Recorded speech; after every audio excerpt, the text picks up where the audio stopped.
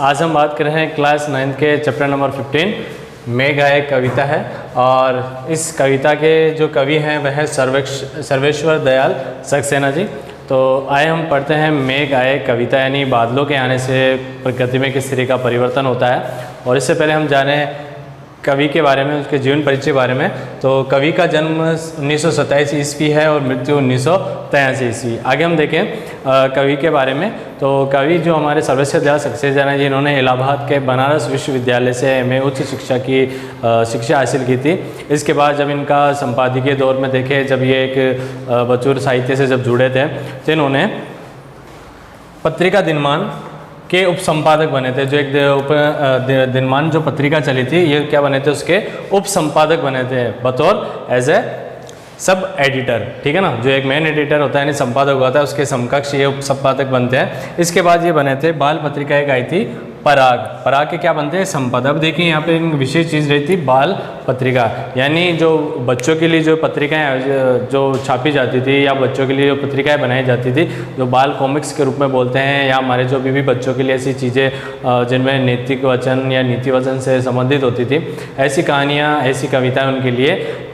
लिखी जाती थी, छापी जाती थी, जिससे बच्चों का क्या होता है कि मनोरंजन तो होता ही था, साथ साथ उनका क्या होता था कि जो मानसिक विकास है वो भी बढ़ता जाता, सूझ जैसी चीज़ें होती थी, नैतिक चीज़ें होती थी, वो विकसित होती जाती थी। आगे इनका एक मानना था कि जिस देश में बाल साहित्य समृद्ध नहीं है, उस देश का कभी भी विकास आगे नहीं बढ़ सकता है। क्योंकि हम देखें कि बच्चे जो होते हैं किसी देश समाज की एक नींव होते हैं, यानी आप जो उनमें बच्चों में उसी समय अगर आप उनमें कोई अच्छी बातें या नीति वचन अगर आप उनमें ऐसी चीज़ों को विकसित करते हैं, तो आगे जाकर आपको उनको सिखाने की ज़रूरत नहीं है। आगे जाकर वे खुद ही क्या हो जाते हैं, अपने आप विकसित हो जाते हैं और अच्छे रास्तों पर आगे बढ़ते रहते हैं। तो इससे हमारा देश का सभी का विकास होता रहता है। तो आगे देखिए, आगे इनकी रचनाओं के बारे में बात करते हैं कि इनकी रचनाएं हैं काठ की घंटियाँ, बांस का पुल, एक सूनी नाव, गर्म हवाएं, कुआनो नदी, जंगल का दर्द, खूंटियों पर टंगे लोग, ये उनकी प्रमुख रचनाएं आती हैं। आगे देखें उनकी प्रमुख रचनाओं में से हम बात करें कि दिनमान और चर्चे में चरखे, ये जो एक इनकी जो अलग से जो एक साहित्यिक रचना रही थी, इस कारणों से इनको क्या साहित्य अकादमी पुरस्कार से भी सम्मानित किया गया था। आगे हम बात करें कि इनकी भाषा की अगर बात करते हैं तो इनकी भाषा बहुत सहज है और लोग के पास है। लोग के पास यानी जो हमारे सामाजिक जनजीवन में जो हम जिस शहर से, जिस गांव विषय से आते हैं, तो हमारी लोक जीवन से जो जुड़ी बातें होती है, शब्द होते हैं, उन शब्दों का प्रयोग उन्होंने अपनी इस कविताओं में, अपने रीति रिवाजों का उसका वर्णन कविताओं में करते हैं, ताकि पढ़ते समय हमें वैसा ही अभिभूत होता रहता है। आगे देखें कि इसके साथ साथ इन्होंने उपन्यास भी लिखे हैं, कहानियाँ लिखी हैं, निबंध लिखे हैं और प्रचुर मात्रा में बाल साहित्य भी लिखा है, जो कि हमने एक पराग नामक पत्रिका के माध्यम से देखा था कि इन्होंने बाल साहित्य का सर्जन का उद्देश्य इन्होंने क्या रखा था। इसके साथ साथ देखें कि इनकी रचनाओं में हमें ग्रामीण संवेदनाएं और शहरी मध्यम वर्गीय जीवन बोध भी मिलता है। यानी ग्रामीण संवेदनाओं में हम बात करें कि ग्रामीण जनजीवन जो होती है कि ग्रामीण परिवेश में लोग जो किस तरीके से अपना जीवन व्यतीत करते हैं, क्या तरह का मुख्य व्यापार रहता है, किस तरह की उनको प्रमुख परेशानी आती है और किस तरह अपने रीति रिवाजों को, संस्कृति को साथ बनाए रखते हैं या आगे तक बनाए रखें। अगर हम ये बात देखें, क्या जितने भी हमारी सभ्यताएं रही है, चाहे हमारे रीति रिवाज रहे हैं जो हमारे लिए अच्छे भी हैं और जो आज हम उसको अपनाते हैं, तो अगर उसका देखें कि मूल उद्देश्य में अगर हम देखें कि वास्तव में आज कौन जो है उन संस्कृतियों को, परंपराओं का आज आगे लाता है या आज उनको निभा रहा है, तो वो ग्रामीण लोग ही होते हैं जो ऐसी चीज़ों को, ऐसी परंपराओं को आज तक जीवित रखे हुए हैं और आगे बढ़ाने का काम कर रहे होते हैं। इसके साथ साथ देखिए कि जो शहरी मध्यम वर्गीय लोगों के बारे में आता है कि उनकी जो प्रमुख समस्याएँ होती है, उनकी जो हालात होते हैं, उनको बयां करता है। आगे हम पढ़ते हैं जो हमारी कविता मेघ आए। तो मेघ आए में वर्णन यहाँ पे किया गया है, जो इसका वर्णन किया गया है कवि ने, वह एक शहरी दामाद से इसका तुलना की गई है, किसकी, मेघों की। यानी जो बादल आते हैं, तो बादल किस तरह से, प्रवासियों ने बताया गया कि बादल प्रवासी होते हैं जो साल में केवल एक बार ही आते हैं, यानी वर्षा ऋतु के समय जब आता है, तो उस समय ग्रामीण जो माहौल होता है उसमें किस तरह का नया परिवर्तन आता है। तो वर्षा का आना जो प्रकृति को एक नया अनुभव लेके आता है, प्रकृति के लिए उन्हें एक जो उस समय देखें कि जो प्रकृति में जितने भी पेड़ पौधों का लगाना शुरू होता है, खेतों में जो कृषि कार्य संपादित होती है वो कृषि से ही आगे संपन्न हुई जाती है। तो इसके लिए देखिए जो ग्रामीण परिवेश में भी होता है कि बादलों की तुलना किससे कर रहे हैं, वो मेघों से, बादलों की तुलना जो है वो शहरी दामाद से करते हैं कि जिस प्रकार शहरी दामाद आता है तो ग्रामीण जो लोग होते हैं वो किस तरीके से उस शहरी दामाद का या अपने जो प्रवासी जो उनके अतिथि रहता है किस तरह उनका स्वागत करता है, जो महिलाएं होती है वो किस तरह उस कृत्य में लग जाती है। और ये सारी क्रियाएं जब प्रकृति में हम देखें तो जब बादल आते हैं तो किस तरह से जो उनका संदेशा होता है, बादल जो हवाएं होती है वो तेज़ तेज़ चलने लग जाती हैं, उनका संदेशा जो है गाँव वालों तक यानी अपने प्रकृति में और तत्वों तक पहुँचाती है। जो तालाब होता है वह उनके जैसे अतिथि के पैर धोने के लिए जो परात मंगाते हैं उसका काम करता है। जो बड़े बड़े ऊंचे पीपल के वृक्ष होते हैं वृद्ध पुरुष के भांति जो होता है उनका आदर सत्कार करता है। जो बेल होती है वे एक नायिका के रूप में आती है हमारे सामने कि वे किस तरह से जो बादल आते हैं अपने नायक के रूप में उसका सम्मान या उसके अवगत करती सी प्रतीत होती है। आगे हम इस कविता को आगे में पढ़ते हैं। हेलो स्टूडेंट्स, आज हम बात कर रहे हैं क्लास 9 के चैप्टर नंबर 15 सर्वेश्वर दयाल सक्सेना की कविता मेघ आए। यानी जिस समय हम देखते हैं कि हमारे यहाँ वर्षा ऋतु का समय होता है उस समय जब मेघों का आना किस तरह खुशहाली का वातावरण हमारे लिए लेकर आता है, और गाँव की परंपराओं में देखें तो मेघ आने से किस तरह के उल्लास का वातावरण चारों ओर छा जाता है उसका वर्णन उन्होंने अपनी इस कविता के माध्यम से किया है। आगे हम इनके जीवन परिचय के बारे में बात करते हैं कि सर्वेश्वर दयाल सक्सेना का जन्म उत्तर प्रदेश के बस्ती जिले में सन 15 सितंबर 1927 को हुआ था। यानी ये इनका जन्म भी उत्तर प्रदेश राज्य में हुआ था। तो यानी अधिकतर हम देखते हैं कि जो साहित्यकार हैं उनकी जन्मस्थली उत्तर प्रदेश ही आती है। आगे हम देखें कि इन्होंने इलाहाबाद विश्वविद्यालय से जो वाराणसी विश्वविद्यालय है वहाँ से उन्होंने एमए में उच्च शिक्षा हासिल की थी। आरंभ के में उन्हें अपनी आजीविका हेतु काफ़ी संघर्ष करना पड़ता है। आजीविका मतलब होता है कि अपना जो रोजी रोटी होती है, जो मेहनत करके कमाने का जो जरिया होता है उसके लिए इन्हें काफ़ी संघर्ष करना पड़ता है। बाद में दिनमान के उप संपादक एवं चर्चित बाल पत्रिका पराग के संपादक भी बनते हैं। और आगे देखिए सन 1983 में इनका आकस्मिक निधन हो जाता है। तो अगर इनके जीवन की और थोड़ी गहराई की बात करें तो जो सर्वेश्वर दयाल सक्सेना जी हैं अपने जीवन काल में ये कवि, लेखक, पत्रकार एवं नाटककार भी रहे। यानी इन्होंने कई नाटक को संपादन भी किया है, यानी नाटक भी लिखे हैं कई सारे। और उनके अनुसार जो उन्होंने जो बाल पत्रिकाओं का जिक्र आया है कि उनके अनुसार जिस देश में समृद्ध बाल साहित्य नहीं है उसका भविष्य उज्ज्वल नहीं हो सकता। यानी बच्चों को, क्योंकि हम देखते हैं कि जो बच्चे होते हैं वे एक देश की नींव होते हैं, यानी आगे जो हम देश का जो निर्माण करना है वो इन्हीं बच्चों के द्वारा करना है, क्योंकि उनमें ऐसी चीज़ें, ऐसी सकारात्मक चीज़ों के रचनात्मक तरीके से उनमें ऐसी चीज़ें सिखाई जाए ताकि आगे जाकर वह क्या करे, देश की प्रगति में अपना योगदान दे, जो कि एक समय से पिछड़ चुका था। तो इस कारण से उन्होंने जो बाल साहित्य उस पर काफ़ी जोर देते हुए भी कहा है कि अगर जिस देश में अगर बाल साहित्य समृद्ध नहीं होगा उस देश का भविष्य कभी भी उज्ज्वल नहीं हो सकता, उस देश का विकास कभी आगे नहीं बढ़ सकता है। तो अपनी इस अग्रगामी सोच के साथ ही उन्होंने बाल पत्रिका पराग का संपादन भी किया, यानी वह इसके क्या बने, संपादक भी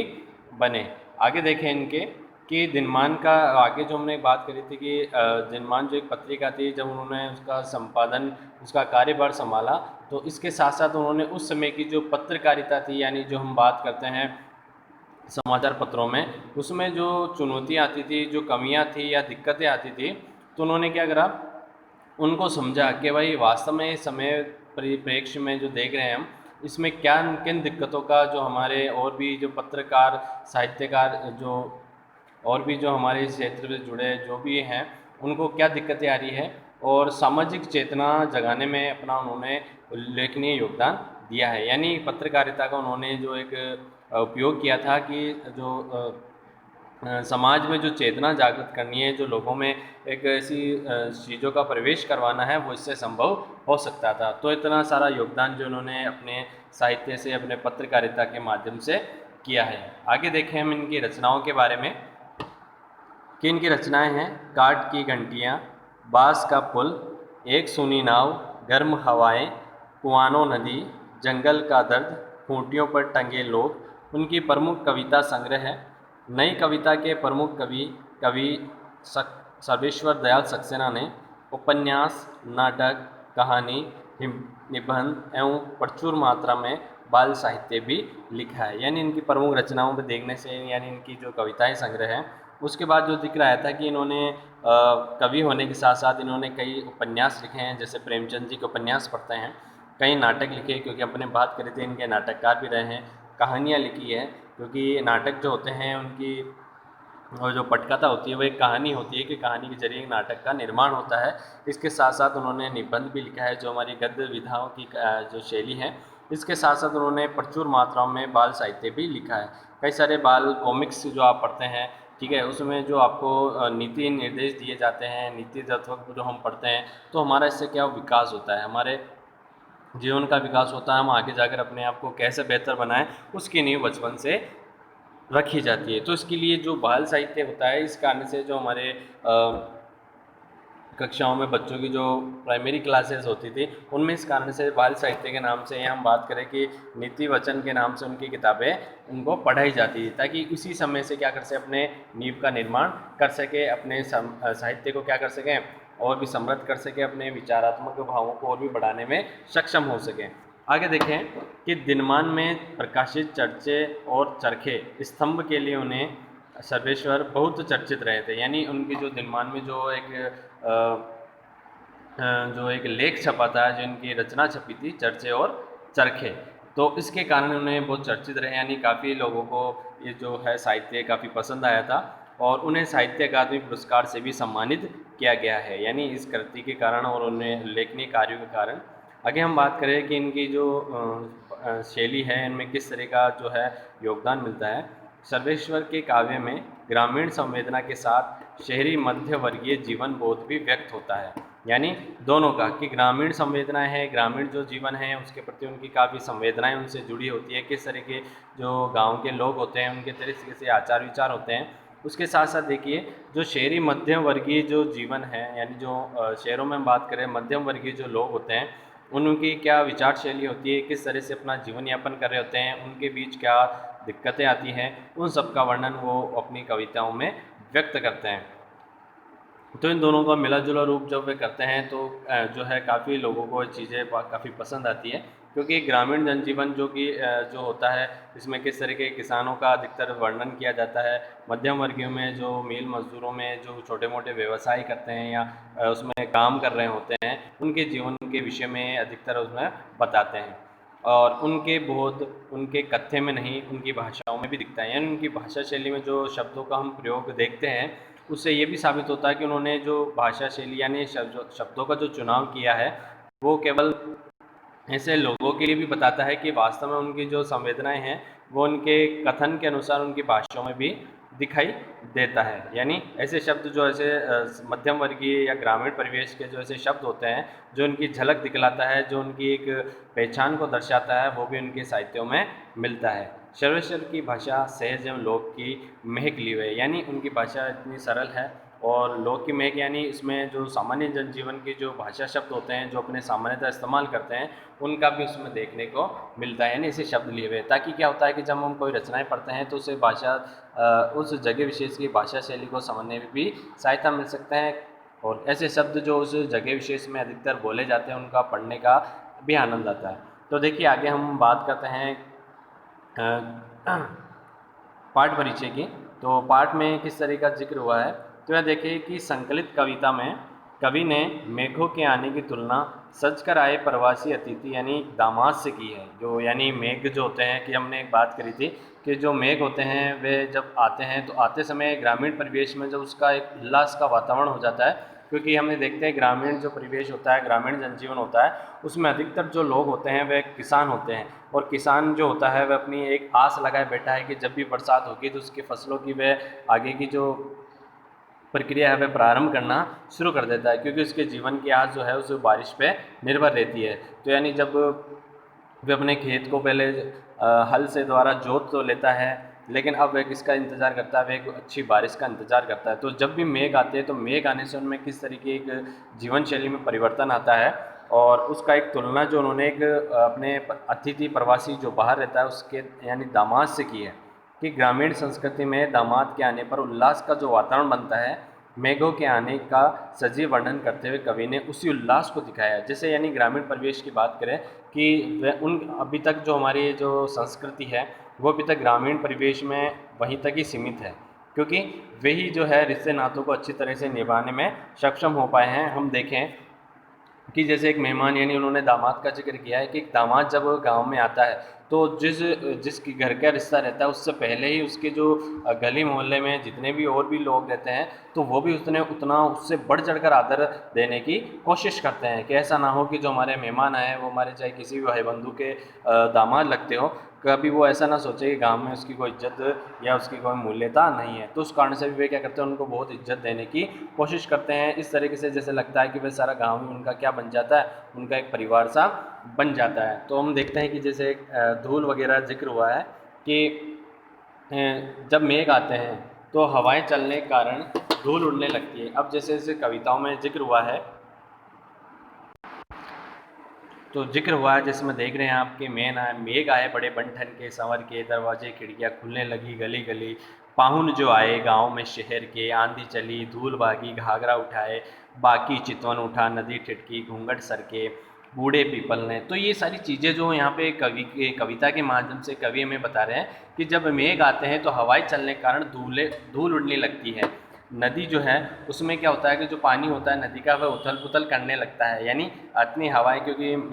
जो मेघ आता है उससे पहले थोड़ी हवाएं जो चलती है उससे नदी में भी उथल पुथल होने लगता है। वे भी क्या करता है, उस मेघ का क्या करता है, स्वागत करता है। आसमान में बिजलियां कड़कने लगती है, तो इस कारण से सारे जो वृक्ष होते हैं वे झुक जाते हैं, यानी उनके सम्मान में झुक जाते हैं, झुककर उसका अभिवादन करते हैं। तो कवि इन सब घटनाओं की तुलना जो एक दामाद के आने पर घर तथा गांव में होने वाली तैयारियों से करता है, कि गांव में किस तरीके तैयारियां शुरू कर देते हैं। बूढ़े पीपल से लिया है, जैसे जो वृद्ध लोग होते हैं वे किस तरीके से अपने अतिथि का, अपने मेहमान का, अपने दामाद का स्वागत करते हैं, यानी वे आगे झुककर उनको क्या करते हैं, उनका स्वागत करते हैं, ताकि इससे लगे कि जो मेहमान आया उसको लगे कि हाँ मेरी आवभगत अच्छी हुई है, तो वह अच्छा वहाँ पे उनके रिश्ता बना रखता है। तो बादलों से यानी प्रकृति जो है गाँव में जो